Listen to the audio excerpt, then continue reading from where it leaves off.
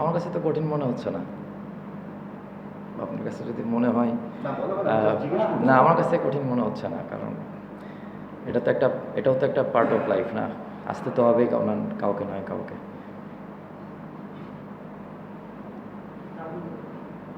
আপনি যখন ব্যাটিং করলেন মানে একদম শুরু থেকে একটা আপনি যখন উইকেটে আসেন শুরু থেকে একটার পর একটা উইকেট যাইতেছিলেন, কিন্তু আয়ারল্যান্ডের ক্ষেত্রে যেটা হয়েছে ছোট ছোট তিনটা চারটা জুটি হয়েছে, ওখানে কি বাংলাদেশ ম্যাচটা পিছিয়ে গেল কিনা শুরু থেকে?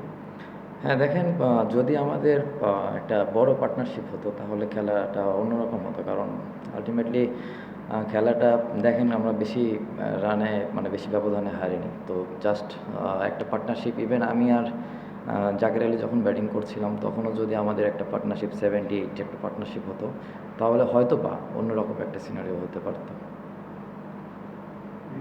মানে নিউজ দেখে আলোচনাটা কি ছিল, মানে 180 অর চেস করে বাংলাদেশ কোনো দেশের মানে 165 রানের বেশি চেস করতে পারে নাই, বাট আপনাদের আসলে কিছু উইকেট তো মনে হয় খুব ভালো ছিল। না এখন অবশ্যই উইকেট অনেক ভালো, ওরা ভালো খেলেছে, আমরা ভালো করতে পারিনি। উইকেটের কোনো এখানে দোষ দিয়ে লাভ নেই, আমরা নিজেরাই আমাদের এক্সিকিউশনটা ভালো করতে পারিনি। আর্লি কিছু উইকেট পড়েছে, যেটা বললাম একটু আগে যে যখন আমরা খেলাটা ধরেছিলাম আমি আর জাকের আলী, তখন ওই সময় আমাদের উচিত ছিল যে আর একটু খেলাটা যতটুকু নিয়ে যাওয়া যায়, তাহলে হয়তো বা আমাদের ওটাই লাস্ট প্লেয়ার ছিল, তাহলে রিশাদ সাকিবের জন্য ইজি হয়ে যেত জিনিসটা। আমার কাছে মনে হয়েছে যে ওরা দুজন ক্যাপাবল, অবশ্যই ভালো ব্যাটিং করে দুজনে, সাকিব রিশাদ, কিন্তু ওরা যদি আর একটু লেটে আসতো, আরও ধরেন 4-5 ওভার আছে এরকম সময় যদি আসতো তাহলে তখন খেলাটা অন্যরকম হতো।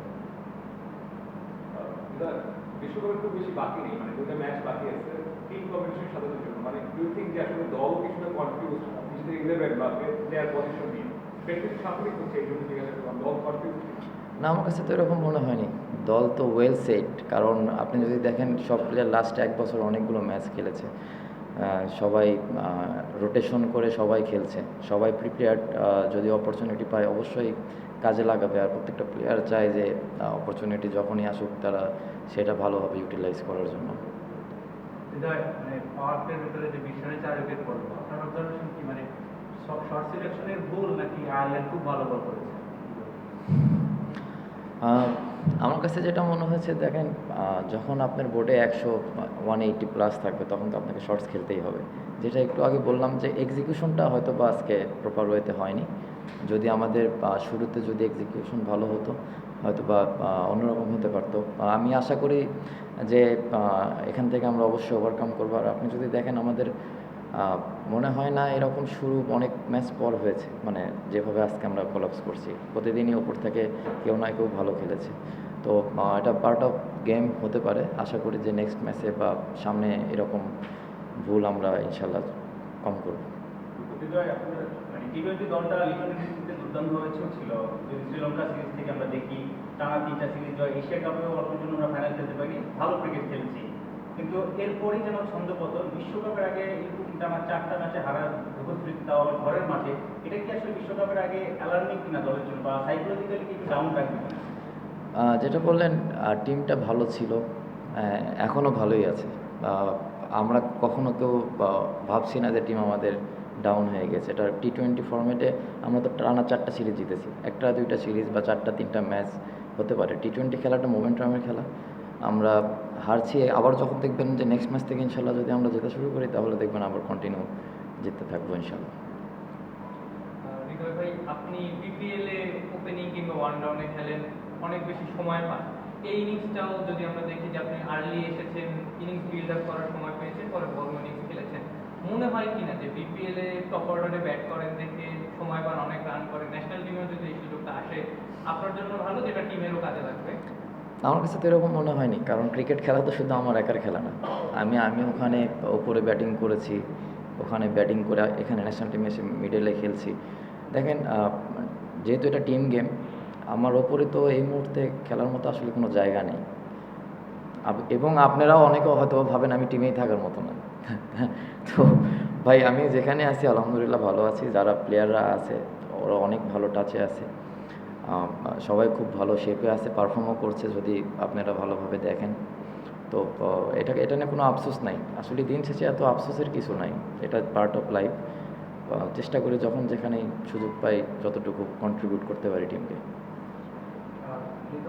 ওভারঅল বাংলাদেশের টি-20 ক্রিকেটের ইতিহাসে আমরা যদি দেখি 150-এর বেশি যখন রান তারা করতে যায়, 47টা ম্যাচ বাংলাদেশ, এই মিলে আজকে মিলে 48টা ম্যাচ হেরেছে এবং মাত্র 9টা ম্যাচ জিততে পেরেছে।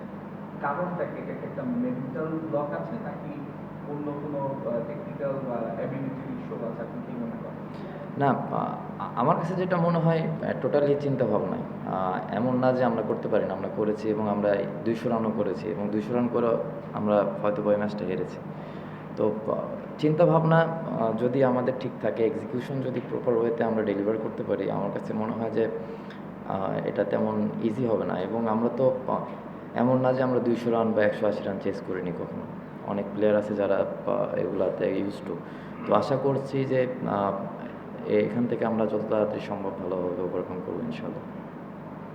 মানে আপনি বলছিলেন যে প্রপার এক্সিবিশনটা করতে হয়নি হয়তো বা এর আগে আপনার মানে আমরা সিরিজ জিতেছি 3টা ব্যাক টু ব্যাক, মানে এই মাঠে আমরা মুসলিমদের কাছে হোয়াইট ওয়াশ হয়েছে, আবার হারলাম, মানে এটাকে পুরো ব্যাটিং উইকেটে আমরা দেখেছিলাম যে ইন্ডিয়াতেও বাংলাদেশ একবার ব্যাটিং উইকেটে খুব একটা বড় স্কোর করতে পারে নাই, 190-200 যেটা অনেক করতে পেরেছে। ব্যাটিং উইকেটে কি আমরা একটু কি মানে ফেল করছি বা কোনো ধরনের কোনো সমস্যা আপনার কাছে মনে হচ্ছে? দেখেন, যখন আমরা রান করবো না তখন তো এটা মনে হবেই। যেটা বললাম একটু আগে যে আমাদের নিজেদের ওপরে সেই বিশ্বাসটা রাখতে হবে এবং আমরা অবশ্যই সবাই চাই, হয়তো বা এক্সিকিউশন হচ্ছে না, কিন্তু আলটিমেটলি আমাদের দায়িত্ব নিতে হবে। এর থেকে আমি আর বেশি কিছু বলতে পারছি না। ভাই যেটা জিজ্ঞেস করলো যে মিড ইনিংস আপনাদের প্ল্যান কি ছিল, যেহেতু একটা বড় রান করবে, আপনারা কি চেঞ্জটা কীভাবে প্ল্যান করছেন? মানে আপনাদের আইডিয়ালি প্ল্যান কি ছিল যে ফার্স্ট 6 ওভার্সে কত, মিডল ওভার্সে কত, একটা নিশ্চয়ই প্ল্যান হয়েছে, ওটা যদি ভাই যেটা বললো যে আমরা এরকম বড় রান চেঞ্জের ক্ষেত্রে আমাদের ম্যাক্সিমাম প্ল্যানটাই হয় টপ অর্ডারে, না হলে মিডল অর্ডারে একটা মিডি কলাপস, নাহলে একটা বড় কলাপস, তারপর আমাদের পুরো প্ল্যানটাই আর কি। আজকে ইনিশিয়ালি আপনাদের প্ল্যানটা কি ছিল যে মিড ইনিংসে যেটা আপনারা ফলো করতে চাচ্ছিলেন? না, যখন আর্লি কিছু উইকেট আমাদের কোলাপস করেছিলাম তখন তো নর্মালি একটু সময় নিয়েছে। পরে যখন যেটা একটু আগেও ক্লিয়ার করেছি যে আমি আর জাকির যখন পার্টনারশিপ করেছিলাম তখনই ওই সময়টা ছিল মোমেন্টাম, মানে ওই সময়টা আমাদের মোমেন্টামটা আমাদের পরে এসেছি বা আমরা সেটা ক্রিয়েট করেছিলাম। ওখান থেকে যদি আমরা একটা পার্টনারশিপ করতে পারতাম তাহলে খেলাটা অন্যরকম হতে পারতো। Last two question. আপনি মিডল অর্ডার ব্যাটিংয়ের কথা বলছিলেন, এই বছর মানে টেস্ট প্লেইং ন্যাশনগুলোর মধ্যে আমাদের মিডল অর্ডারের মানে স্ট্রাইক রেটটা একদম লোয়েস্ট। তো এটা নিয়ে অনেক ধরনের সমালোচনা, আপনারা নিশ্চয়ই জানেন যে সমালোচনা হচ্ছে, আপনাদের শর্ট সিলেকশন বলেন বা আপনাদের খেলার অ্যাপ্রোচ বলেন, সেই সমালোচনাগুলোকে আপনারা মানে কীভাবে দেখেন? আপনারা কি মনে করেন যেটা ঠিক আছে নাকি আপনারা আরও উন্নতির ইমপ্রুভমেন্টের জায়গা দেখেন? আপনি আপনার জায়গা থেকে সমালোচনা করবেন, এটা তো স্বাভাবিক। এটা তো আমাদের হাতে কন্ট্রোল নেই। আপনারা যত ইচ্ছা সমালোচনা করবেন, এটা আপনাদের রাইট আছে এবং আপনারা করেন। এখান থেকেও পজিটিভ দিক হতে পারে, তো আপনাদের 2-1টা কথায় আমাদের তো অনেক কিছু চেঞ্জ হতে পারে। অবশ্যই এটা পজিটিভভাবে দেখছি এবং আমি রিকোয়েস্ট করছি যে আপনারা অবশ্যই যুক্তি দিয়ে সমালোচনা করবেন। মানে কিছু সময় আছে না যে আমাদের বাঙালি আমরা অনেক সময় একটাতে শুরু করলে ওটা নিয়ে চলতে থাকি, জিনিসটা এমন না, অবশ্যই করবেন। আমি চাই আপনারা করেন, যে এখান থেকে তো অনেক কিছু আমাদের মেসেজ আমরাও পেতে পারি যদি ভালো কিছু হয়। মিডল অর্ডারটা আপনি কীভাবে দেখেন? মানে মিডল অর্ডার ব্যাটিংয়ে আপনি ওই স্ট্রাইক রেট বলেন বা শর্ট সিলেকশন বা মানে খেলার অ্যাপ্রোচটা বলেন, সেখানে কি আরও ইমপ্রুভমেন্টের জায়গা দেখেন?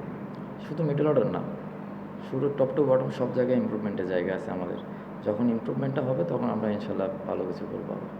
কিন্তু আপনি বলছিলেন যে যখন মাথার উপরে 180 রান থাকে, এটা একটা আলাদা মাইন্ডসেট ক্রিয়েট করে মানে খেলার ক্ষেত্রে। আজকে টসটাও আমরা জিতেছিলাম, মানে ব্যাটিং আগে না নেওয়াটা আয়ারল্যান্ডের সাথে মাঠে, এই পরিকল্পনাটা দেখেন, আমরা চেজে কি খুব ভালো করেছি লাস্ট কিছুদিন? আসলে আমার কাছে মনে হয় না যে আমরা খুব ভালো করেছি। তো আমাদের তো এই জিনিসগুলো আয়ারল্যান্ড টিমের সঙ্গে যদি না করি তাহলে কার সঙ্গে করবো? আলটিমেটলি তখন আপনারাই বলবেন যে এই টিমে এই অনেক কিছু আপনারাই বলবেন।